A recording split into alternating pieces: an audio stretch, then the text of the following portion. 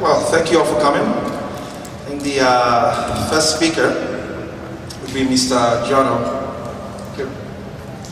He would have he has 5 minutes to talk about binding arbitration and the essential services process. Thank you. I want to begin by thanking Ade and Mike and Kevin for inviting me here. I want to thank you here. Thank my fellow panelists. Thank everybody for your commitment to government innovation and reform, doing things better to serve the interests of taxpayers, because after all, it is taxpayers for whom governments exist, and it's the citizens of the city, the province, the country that governments exist to serve, not the politicians that get elected there. I also want to apologize in advance. The organizers knew when they invited me I would have to leave here at 5:30, so I'm going to apologize. I'll slip out at that time. I want to apologize for that in advance. The lion's share of taxpayer expenditures in municipalities, in our healthcare system, and so much of the public sector, the lion's share of those dollars are devoted to wages and salaries, to paying people whose job is to work for the taxpayers. And so wages, salaries, public sector compensation has a tremendous impact on municipal property taxes, on costs in the healthcare system. These are the primary drivers, these salaries. Now, in much of the public sector, certain employees, key employees, aren't given the right to strike. Nurses, firefighters, police officers. And the trade-off that's being put in place in most jurisdictions, including in Ontario, is that if these employees are denied the right to strike, to determine the terms and conditions of employment, the terms and conditions of their employment are determined by binding arbitration, also called interest arbitration. And of course, arbitration has an impact not just when a settlement is dictated by an arbitrator, it also has an impact on all the negotiations which take place freely, so-called free negotiations, because the union knows. The union knows that if it doesn't agree to management's offer, it can always go to an arbitrator, and that's a last resort, and they know that they can get the deal they want at arbitration.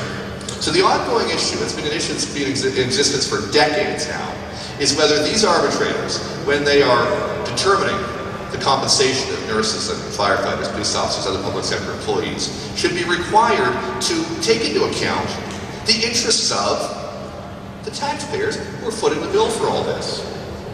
In the private sector, ability to pay is always a constraint on negotiations. In the private sector, if an employer can't pay, they'll go out of business. If it can't meet wage demands, it will lay off or go out of business. So that's a whether you consider that good or bad, that's a market force. It's just simply the reality of the private sector. Reality from which the public sector is insulated. Short answer is that arbitrators don't take into account the interests of taxpayers. More importantly, they don't take into account the ability of the taxpayers who foot the bill to pay through their property taxes, their provincial taxes, the increased costs of a compensation award. How to ensure that public sector compensation is somehow kept in line with the taxpayers who are footing the bill has been the subject of ongoing debate, and 4 different models have been chosen over the years. I just want to sketch them out. None of them to date implemented successfully. The first way is a legislated pay freeze, or a cap on increases, or a rollback. This goes back many years, 6 and 5% implemented by various governments in the 1980s, freeze, all of that. The pros of this approach is that it's airtight. When legislation caps a salary, or legislates a 1% increase, or legislates a rollback, during the period of time the law is in force, that's airtight, and that does affect the compensation. The con is that when the legislation no longer applies, there's pressure on the employers to ratchet up the salaries back to where they would have been, and arbitrators are quite quick, in fact always will, erase the impact of the law by giving public sector employees a catch-up, defeating the purpose of the law that was intended to ensure that compensation was kept in line with the realities of what taxpayers can afford. The second approach is to legislate a cap, or a reduction, or a cap, and then let the parties sort out their own way of doing this. The best example, perhaps the most notorious example, was the so-called social contract imposed by the Bob Rae Democratic government during the mid-1990s, and we saw in Ontario the impact of that. First of all, it was not as effective as it could have been in achieving the so-called savings it was intended to achieve, and wasteful, inefficient, roundly condemned by all sides. So the Bob Ray approach is the second model. The third approach is to simply tell arbitrators to be mindful of taxpayers' interests. This approach can have different names. Sometimes we talk about legislating the criteria that arbitrators must follow. Sometimes we talk about legislation that requires arbitrators to respect the ability to pay. This experience in most jurisdictions has roundly been a failure. Arbitrators either ignore the criteria or thumb their noses at them by paying lip service to them, saying, I took our ability to pay into account, I took into account the criteria the legislature told me to, and then issuing an award which clearly ignores the criteria the legislation intended to. So the pros of this approach are none, and the cons are that it's never worked ever.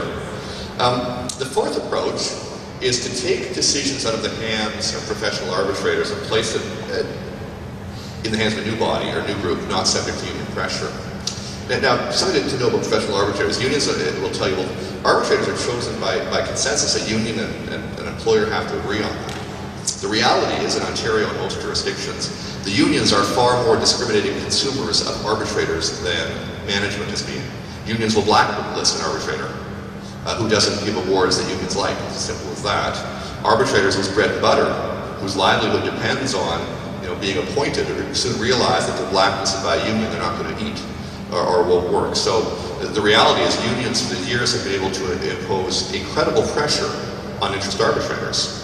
So the fourth approach is to take decisions out of the hands of arbitrators who could be influenced by union pressure and place it in the hands of a group appointed by the government, arm's length. This was tried by the Mike Harris government in Ontario in 1997 and introduced legislation, and there was such an uproar. Such an uproar. The unions realized, right, that the fact that the unions fought so vigorously against a fair, impartial, neutral commission tells you exactly what their game is. Such an uproar that even Mike Harris backed down and abandoned his plan to implement a dispute resolution commission to impose interest arbitration awards. So those are the options. There are really, there's nothing that has been worked that's foolproof.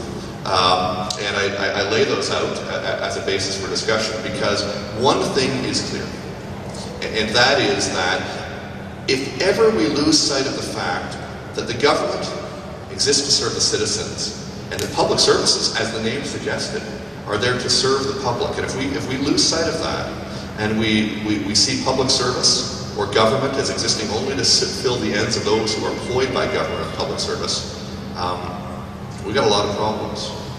So I thank you all for coming out. I look forward to continuing the dialogue, and I encourage you to ask tough questions of your politicians, municipal, provincial, about interest arbitration, about cost awards. Ask them why, if the private sector is constrained by an employer's ability to pay, why you as taxpayers, why we as taxpayers shouldn't have the same rights, why we should have public sector employees whose salaries we pay get wage increases which bear no resemblance to what we get, what we can afford.